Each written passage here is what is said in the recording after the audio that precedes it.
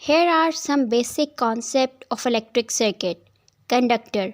A conductor is a material having a low resistance which allow electric current to flow through it.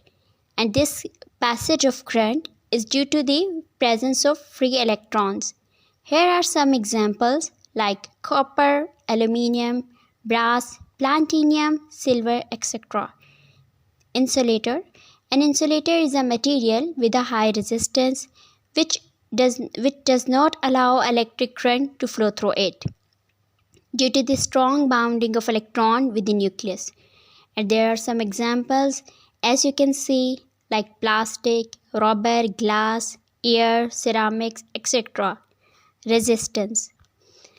A circuit which has a current of 1 ampere flowing through it when 1 volt is connected through it. This is called resistance. Resistance is basically, you can say, the property of a material due to which it opposes the flow of current. Ohm's law.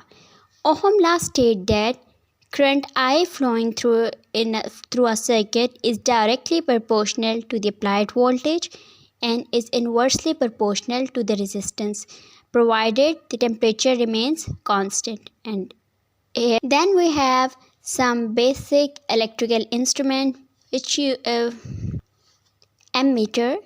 An ammeter is an instrument used to measure current and must be connected in a series with a circuit. Voltmeter. A voltmeter is an instrument used to measure voltage whose potential difference is required. We have two types of voltmeter and ammeter, analog and digital. Then we have ohmmeter. An ohmmeter is an instrument which is basically used to measure resistance. Multimeter. Multimeter is an advanced electrical instrument which is used to measure current, voltage, resistance in both AC and DC. Oscilloscope. Oscilloscope may be used to measure voltage and current.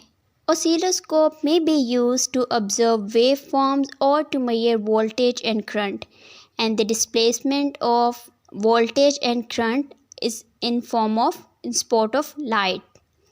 Fuse.